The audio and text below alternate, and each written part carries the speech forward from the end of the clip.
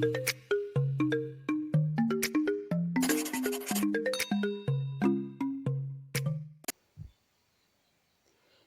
Hello, welcome you all to my YouTube channel commerce learning. मेरा नाम नीलम मिश्रा है और यहाँ पे मैं कॉमर्स से रिलेटेड जितने भी टॉपिक्स हैं उसमें वीडियोस बनाती हूँ। कुछ वीडियो मैंने ऑलरेडी बनाए हुए हैं, कुछ प्लेलिस्ट है मेरे चैनल पे, तो आप जा कर के उन्हें चेक कर सकते हैं। अगर वो आपको अच्छी लगती हैं और समझ में आती हैं तो प्लीज़ अपने दोस्तों में शेयर करें और उन वीडियोस को लाइक करिएगा, शेयर करिएगा और मेरे चैनल को सब्सक्राइब कर दीजिएगा। बेल आइकन को भी हिट कर दीजिएगा जिससे नेक्स्ट जब भी मैं वीडियो अपलोड करूं तो आपके पास नोटिफिकेशन आए। ओके, तो आज का जो टॉपिक है वो है हमारा बैलेंस ऑफ पेमेंट अकाउंट। ठीक है, तो इसका हम मीनिंग पढ़ेंगे, इसके टाइप्स पढ़ेंगे और इसकी इम्पोर्टेंस वगैरह पढ़ेंगे। ठीक है, तो बेसिकली आज का जो लेक्चर है वो है हमारा बैलेंस ऑफ पेमेंट के ऊपर। ओके, तो देखते हैं मीनिंग क्या है बैलेंस ऑफ पेमेंट की। तो यहाँ पे लिखा है a balance of payment account is a systematic record of all economic transaction between resident of a country and the rest of the world carried out in a specific period of time. मतलब कि एक specific period of time में हमारी country के जो भी resident हैं उनसे और रेस्ट ऑफ द वर्ल्ड जो भी ट्रांजैक्शन होता है उनका, रेस्ट ऑफ द वर्ल्ड मतलब बाकी देशों से जो भी उनका ट्रांजैक्शन होता है उसका ये एक सिस्टमैटिक रिकॉर्ड है। ठीक है, सिस्टमैटिक रिकॉर्ड है कितने समय के लिए? एक स्पेसिफिक पीरियड ऑफ टाइम के लिए, हम कह सकते हैं साल भर के लिए या फाइनेंशियल ईयर के लिए। ठीक है, तो बैलेंस ऑफ पेमेंट क्या है? एक सिस्टमैटिक रिकॉर्ड है जो कि इकोनॉमिक ट्रांजैक्शन जो भी होते हैं हमारी कंट्री के लोगों के दूसरी कंट्री के लोगों के साथ में, उसका एक सिस्टमैटिक रिकॉर्ड रखता है balance of payment. Payment means payment का रिकॉर्ड रखता है। ठीक है, चाहे वो पेमेंट आई हो चाहे वो पेमेंट गई हो। ओके, नेक्स्ट अब देखते हैं। Briefly put, BOP is a summary of international transaction of a country for a given period. Okay, ये मैंने बताया कि एक इंटरनेशनल ट्रांजैक्शन है। अगर हम अपनी कंट्री से बाहर कोई ट्रांजैक्शन करते हैं that will be our international transaction. Okay, now it record a country's transaction with the rest of the world involving inflow and outflow of a foreign exchange। obviously जब हम अदर कंट्री से transaction कर रहे हैं तो हम अपनी currency में उन्हें पे करेंगे। ठीक है, अपनी करेंसी में एक्सचेंज करके उनकी करेंसी से पे करेंगे। ठीक है, ऐसे ही वो भी, उनका भी फॉरेन करेंसी हमारे यहाँ आएगा और हमारा भी फॉरेन करेंसी जाएगा। ठीक है, so we can say that it is a transaction of foreign exchange. Okay, it is a uh, it is a summary of foreign exchange currencies transaction. Okay, in short, BOP account is a summary statement of transaction in foreign exchange in a year। यानी जो भी foreign exchange होता है साल भर में, ठीक है, उसका एक स्टेटमेंट रखता है, एक समरी रखता है। फॉरेन एक्सचेंज यहाँ पे हम कह सकते हैं पैसों का ट्रांजैक्शन। ओके, जो भी हम पैसे, अगर कोई चीज़ मंगा रहे हैं तो भी पैसे लग रहे हैं। ठीक है ना, और कहीं से अगर कोई हमसे मंगा रहा है तो हमें पैसे मिलेंगे। So we can say that here पैसे पैसे का ट्रांजैक्शन। ठीक है, एक सिस्टमैटिक रिकॉर्ड रखता है जो अगर आप इंटरनेशनल ट्रांजैक्शन करते हैं between rest of the world. Okay, now a country has to deal with other countries respect of the following. अब देखिए, इसमें तीन चीज़ें, तीन भागों में इसे बांट दिया गया है। पहला है विजिबल आइटम। तो देखिए, विजिबल आइटम में आ जाते हैं हमारे फिजिकल गुड्स जो कि हम इंपोर्ट और एक्सपोर्ट करते हैं। ठीक है, विजिबल आइटम में क्या आ जाते हैं? फिजिकल गुड्स जिन्हें हम देख सकते हैं, छू सकते हैं, वो क्या हो गए? हमारे फिजिकल गुड्स हो गए। ठीक है, तो visible item. Second one is invisible item. Invisible में हमारा वो सारी चीज़ें हैं जिनमें हम अपनी सर्विसेज प्रोवाइड करते हैं जो कि नॉन विजिबल है या नॉट विजिबल हैं। ठीक है, जिससे ट्रांसपोर्ट सर्विसेज है, मेडिकल सर्विसेज है, इंश्योरेंस है। ठीक, तो ये सारी सर्विसेज कहाँ आती हैं? इनविजिबल आइटम में। Okay, now third is capital transfer. Capital transfer जैसे कोई आपने असेट खरीदी, बहुत बड़ा इन्वेस्टमेंट कर दिया, ठीक है, तो वो हो गया कैपिटल ट्रांसफ़र। ठीक, तो कैपिटल रिसिप्ट और कैपिटल पेमेंट दोनों का ही रिकॉर्ड। अब देखिए फीचर्स क्या कहता है बैलेंस ऑफ पेमेंट का। फीचर्स से आपको मीनिंग और ज़्यादा क्लियर होगी। तो first is it is a systematic record of all economic transaction between one country and rest of the world, यानी एक कंट्री जो कि बाकी वर्ल्ड के देशों, वर्ल्ड की कंट्रीज से जो भी ट्रांजेक्शन करती है, ये उसका एक सिस्टमैटिक रिकॉर्ड होता है, उसका पूरा लेखा जोखा हमारा दिया रहता है बैलेंस ऑफ पेमेंट में। Now second, it include all transaction visible as well as invisible, जैसे कि मैंने अभी बताया विजिबल, इनविजिबल, कैपिटल, ये सारी चीज़ों का लेखा जोखा रहेगा। ठीक है, ये सारे ट्रांजैक्शन होते हैं। ठीक है, visible transaction, invisible transaction and capital transaction. Now third is it relates to a period of time, generally it is an annual statement. तो देखिए ये एक समय के लिए होता है, एक समय काल होता है इसका। ठीक है, ये हम कह सकते हैं एनुअल स्टेटमेंट होता है। ठीक है, साल भर के का लेखा जोखा इसमें दिया रहता है। ठीक, अब देखिए fourth, it adopts a double entry system. देखिए डबल एंट्री सिस्टम आपने जब पढ़ा होगा तो उसके दो साइड्स होते थे, क्रेडिट और डेबिट। ठीक है, एक हाथ से पैसा जाता था, दूसरे हाथ से चीज़ आती थी। ठीक है, ऐसा होता था ना। तो बस वही book keeping system balance of payment जब बनाया जाता है, बैलेंस ऑफ पेमेंट अकाउंट, तो उसी को फॉलो किया जाता है। उसमें भी हमारा डेबिट क्रेडिट होता है कि हम क्रेडिट साइड अपनी रिसिप्ट्स को रिकॉर्ड करते हैं और डेबिट साइड पेमेंट्स को रिकॉर्ड करते हैं। Okay, now fifth point, when receipt are equal to payment it is a balance of payment is in equilibrium. ठीक है, जब हमारी जो रिसिप्ट होंगी, ठीक है ना, जितना मतलब पैसा आया और जितना पैसा गया हमारा, वो अगर बराबर है, ठीक है, तो तब तो मतलब हमारा जो बीओपी है वो इक्विलिब्रियम स्टेटस में है। ठीक है, लेकिन अगर हमारी रिसिप्ट ज़्यादा हो जाती है पेमेंट से, तो वो सरप्लस वाली सिचुएशन होगी। और जब हमारी पेमेंट ज़्यादा हो जाती है, यानी पैसा हमने ज़्यादा पे किया है बाहर, ठीक है, और हमारे पास पैसा आया कम है, रिसीट कम हुई है, तो वो जो सिचुएशन होगी that is deficit in the BOP. ठीक है, ये दो चीज़ें होती हैं जिसको हम डिसइक्विलिब्रियम भी कहते हैं। ठीक, अब देखिए in the account sense total credit and debit in the BOP statement always balance each other. ठीक है, अब देखिए बीओपी स्टेटमेंट में क्या बताया गया है कि जितना टोटल डेबिट का होता है, क्रेडिट का होता है, वो हमेशा बैलेंस करना चाहिए एक दूसरे से। अगर नहीं करता है तो that means that is a condition of disequilibrium in the BOP. ठीक, अब उसमें भी हम देखेंगे सरप्लस हो रहा है, डेफिसिट हो रहा है। Okay, now we will see importance of BOP.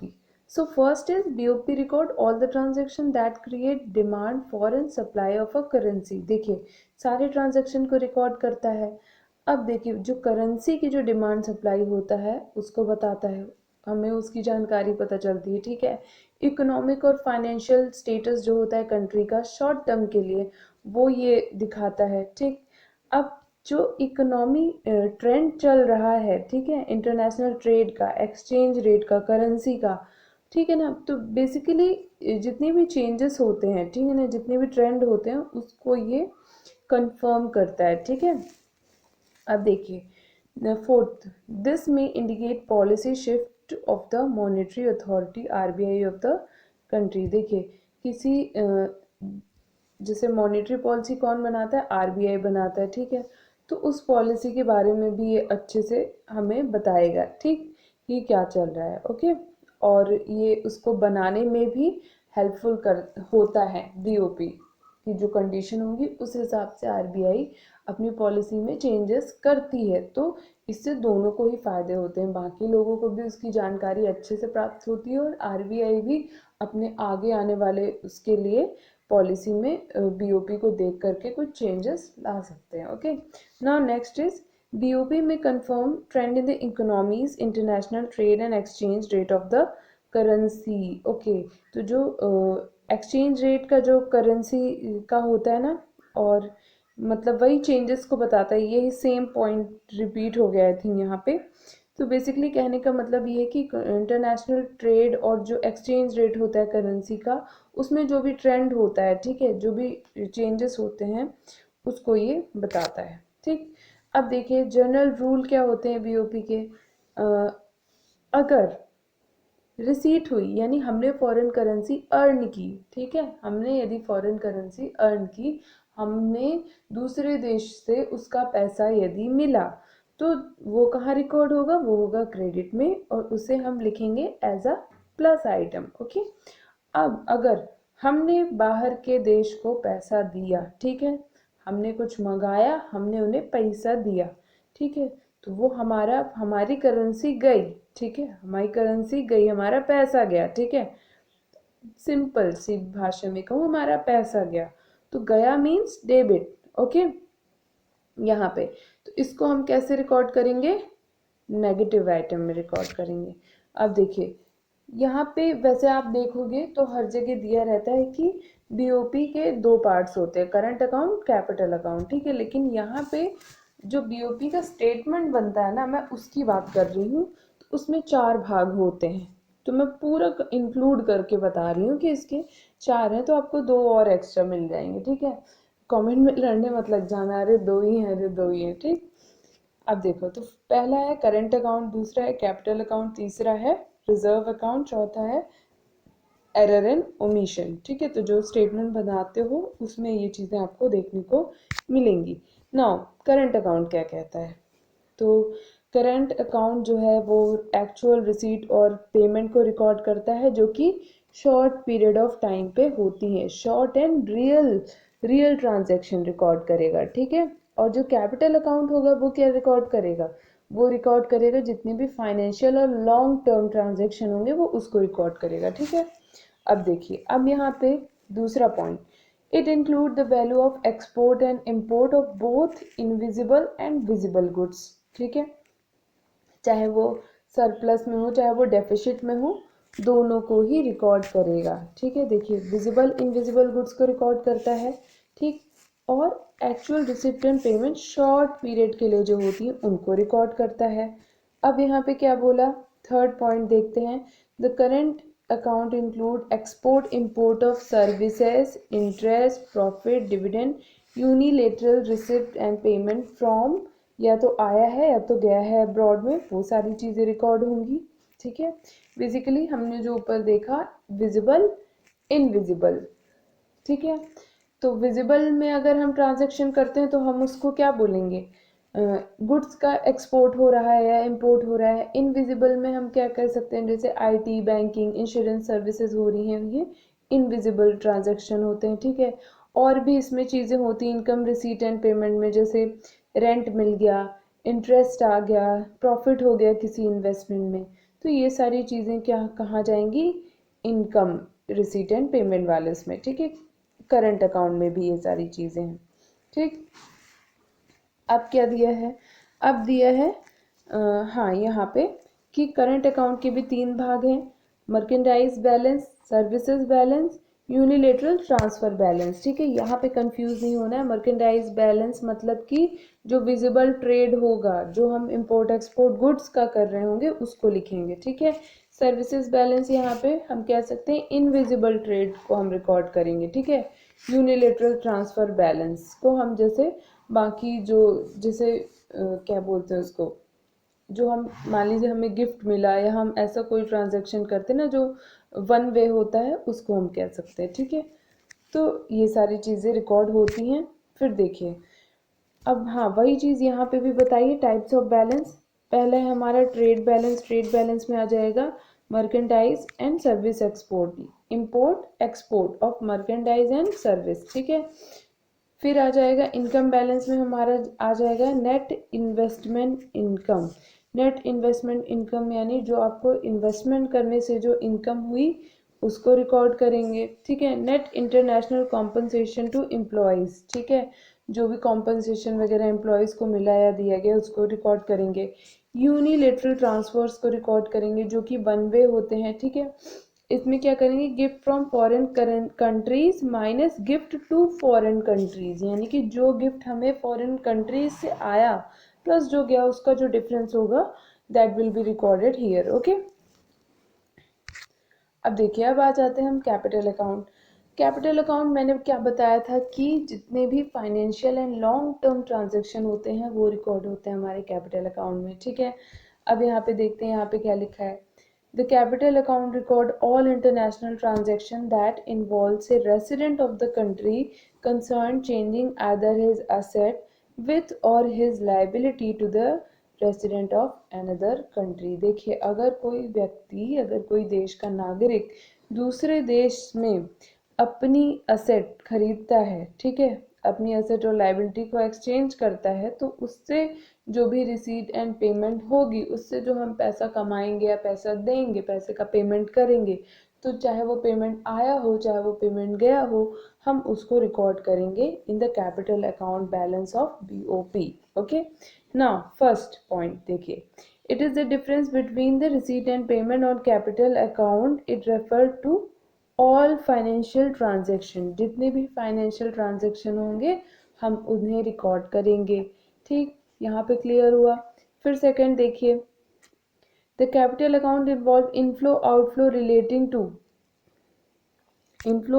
Relating to investment, short term borrowing, lending and medium term to long term borrowing। ठीक है, हाँ अब यहाँ पे देखिए, यहाँ पे एक चीज़ बहुत इम्पोर्टेंट है कि हम कैपिटल अकाउंट में, आप कॉपी पेन लेकर के बैठिए और नोट डाउन कर लीजिए, लोन जो हमने दिए या हमें मिले, ठीक है, loan to and borrow from abroad, वो हम इंक्लूड करेंगे। ठीक है, चाहे वो प्राइवेट सेक्टर्स के हों चाहे वो पब्लिक सेक्टर लोन हो। ठीक है, पहला लोन जो दिया गया और जो लिया गया अब्रॉड से।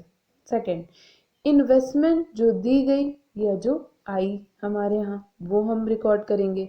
Investment made by non resident in home और इन द अदर कंट्री। ठीक, तीसरा चेंज इन फॉरेन एक्सचेंज। ठीक है, चेंज इन फॉरेन एक्सचेंज, तो देखिए फॉरेन एक्सचेंज रिजर्व जो होते हैं वो किनके द्वारा बनाए जाते हैं, सेंट्रल बैंक के द्वारा बनाए जाते हैं। ठीक है ना, टू कंट्रोल एक्सचेंज रेट, तो ये भी रिकॉर्ड होगा। ठीक है, तो इसमें कैपिटल अकाउंट में हम बेसिकली रिकॉर्ड करते हैं नेट चेंज इन ओनरशिप, जो ओनरशिप में चेंजिंग हुआ है उसको हम रिकॉर्ड करेंगे, इसीलिए इसको हम क्या बोलते हैं, इन्वेस्टमेंट को बोलते हैं। इन्वेस्टमेंट करेंगे तो ओनरशिप मिलेगी ना, तो वही। अब देखिए, अब यहाँ पे और अच्छे से देखते हैं, यहाँ पे भी सरप्लस भी हो सकता है, डेफिसिट भी हो सकता है। कभी आपकी रिसीट ज़्यादा हो सकती है आपकी पेमेंट से, तो कभी आपका पेमेंट ज़्यादा हो सकता है रिसीट से। ठीक है, कभी आप पैसा ज़्यादा कमा सकते हो बाहर से, तो कभी आप पेमेंट भी ज़्यादा कर सकते हो। ठीक, तो दोनों चीज़ें हो सकती हैं। हाँ, बराबर भी हो सकता है, इक्विलिब्रियम की भी सिचुएशन आती है। ठीक है, अब देखिए, हाँ अब यहाँ पे बोला है second point, it include private foreign loan flow, movement in banking capital, official capital transaction, reserve gold movement etcetera etcetera, इसमें यहीं पे इंक्लूड कर दिया। ठीक, वैसे मैं इसको थोड़ा सा अलग बताऊंगी रिजर्व अकाउंट को। ठीक है, कंफ्यूज नहीं होना है। फिर देखिए, अब यहाँ पे बेसिकली इसको दो तीन चीज़ों में रखा गया है, जैसे डायरेक्ट फॉरेन इन्वेस्टमेंट, ठीक है, या फिर FDI भी बोल सकते हैं, पोर्टफोलियो इन्वेस्टमेंट भी बोल सकते हैं, अदर कैपिटल बोल सकते हैं, जैसे गवर्नमेंट लोन वगैरह है ना, ये सब चीज़ें भी रिकॉर्ड होती हैं। ठीक, तो कैपिटल अकाउंट में क्या क्या रिकॉर्ड होता है एक बार जल्दी से रिवाइज कर लेते हैं। कैपिटल अकाउंट में हमारा रिकॉर्ड होगा लोन जो दिया जो लिया, इन्वेस्टमेंट जो आई जो गई, और जो भी फॉरेन एक्सचेंज में चेंजेस हुए वो, और जितनी भी नेट चेंज ऑनरशिप में हुआ वो रिकॉर्ड करेंगे। FDI, portfolio investment, government loan, ये सब। ठीक है, करंट अकाउंट में हम क्या रिकॉर्ड करते हैं, विजिबल ट्रेड, चाहे हम एक्सपोर्ट कर रहे हो या इम्पोर्ट कर रहे हो कि नहीं, गुड्स का। ठीक, इनविजिबल ट्रेड जब हम एक्सपोर्ट इम्पोर्ट कर रहे हो सर्विसेज का, IT, बैंकिंग, इंश्योरेंस। ठीक है, फिर income and receipt payment, rent मिला किसी प्रॉपर्टी पे, interest on capital, profit on investment.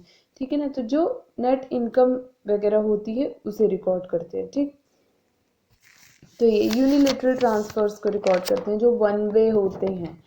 आप देखिए, अब और क्या देते हैं, फिर है रिजर्व अकाउंट, जो कि उसके जस्ट थोड़ा सा नीचे ही दिया रहता है कैपिटल अकाउंट के। ठीक है, अब देखिए रिजर्व अकाउंट में मतलब कि जो IMF, SDR, reserve monetary, gold, ये सारी चीज़ें कहलाती हैं रिजर्व अकाउंट। SDR को हम क्या बोलते हैं, स्पेशल ड्राइंग राइट्स, जो कि हम पेपर गोल्ड के फॉर्म में भी कहते हैं। ठीक है, तो ये रिकॉर्ड होते हैं। अब देखिए, IMF account contain purchase and purchase credit and repurchase debit from IMF. जो आप आईएमएफ से जो भी मतलब डेबिट क्रेडिट करते हैं, जो भी ट्रांजैक्शन होता है, ठीक है, हम आईएमएफ से भी तो लोन ले सकते हैं ना, हमारी गवर्नमेंट ले सकती है, तो वो सारा कहाँ रिकॉर्ड होगा, वो रिजर्व अकाउंट में रिकॉर्ड होगा, ठीक है। एसडीआर सबके होते हैं, एक रिजर्व कोटा बना रहता है, ठीक, जो कि एलोकेट किया जाता है बाय द आईएमएफ, और जब भी मेंबर कंट्रीज को ज़रूरत होती है तो हम उससे मतलब निकाल सकते हैं पैसे, ठीक। अब ये अगर आईएमएफ का आपको अच्छे से पढ़ना है तो आप आईएमएफ का वीडियो ज़रूर देखिएगा, ठीक है, प्लेलिस्ट में भी दिया होगा आपकी इंटरनेशनल बिजनेस में, ठीक है, और वैसे भी आईएमएफ का वीडियो मिल जाएगा, उसके 2 पार्ट पड़े हुए हैं, बहुत अच्छे से आईएमएफ बताया हुआ है, ठीक है। तो बेसिकली यहाँ पे रिजर्व अकाउंट में रिकॉर्ड होती हैं कौन सी चीज़ें, आईएमएफ, एसडीआर, रिजर्व, ठीक है, मॉनेटरी गोल, ये सारी चीज़ें रिकॉर्ड होती हैं, ठीक। अब देखिए एरर एंड ओमिशन में क्या रिकॉर्ड होता है, नाम से ही है clear. The entries under this head relate mainly to leads and lags in reporting transaction, ठीक। फिर क्या है, नेक्स्ट बोल रहा है it is of balancing entry, it needs to offset the overstated और अंडरस्टेटेड कंपोनेंट, ठीक है। ये ये एक बैलेंसिंग एंट्री की तरह होती है, अगर आपने कोई गलती कर दी है तो वहाँ पे यहाँ पे इसे ऑफसेट किया जा सकता है, ठीक है, ओवरस्टेटेड या अंडरस्टेटेड कंपोनेंट्स को। फिर है डिसइक्विलिब्रियम। डिसइक्विलिब्रियम मैंने बोला सरप्लस में भी हो सकता है और डेफिसिट में भी हो सकता है। इक्विलिब्रियम का मतलब है इक्वल होना, ठीक है, रिसीट और पेमेंट जब आपके इक्वल होंगे that is called equilibrium of BOP, और जब इक्वल नहीं होंगे तो that is called disequilibrium of the BOP, ठीक है। सरप्लस में क्या होता है, सरप्लस बड़ा अच्छा होता है कि रिसीट ज़्यादा हो गई और पेमेंट से ज़्यादा हो गई, ठीक है। मैं इसको अदर पॉइंट ऑफ व्यू से बता रही हूँ कि जब हमें पैसा मिलता है तो ज़्यादा अच्छा लगता है ना, तो यहाँ पे हम कह सकते हैं कि मतलब अगर रिसीट ज़्यादा है हमारी टोटल पेमेंट से तो, और क्रेडिट ज़्यादा है डेबिट से, तो वो है हमारा सरप्लस की सिचुएशन।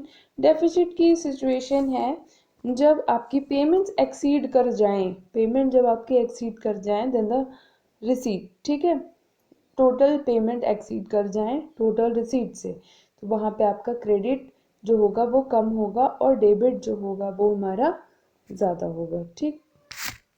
अब देखिए कॉजेज क्या हो सकते हैं डिसइक्विलिब्रियम के बीओपी में, तो देखिए साइक्लिकल फ्लक्चुएशंस जो होते हैं ना, बूम रिकवरी, और ये वाली जो आपने पढ़ा था ना बिजनेस साइकिल में, ठीक, तो उसका इफेक्ट जो होता है उसके इफेक्ट के कारण भी डिसइक्विलिब्रियम की पोजीशन आ सकती है, ठीक है।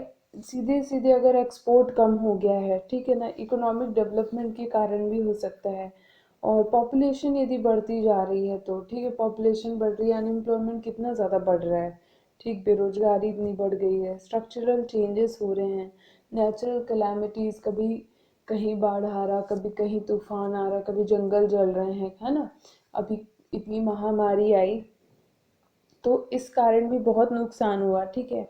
जो भी अपने अपने ही कंट्री में ट्रांजैक्शन इतना बंद हो गया था, तो बाहर का तो इंटरनेशनल ट्रेड का तो हम और अंदाज़ा नहीं लगा सकते, ठीक।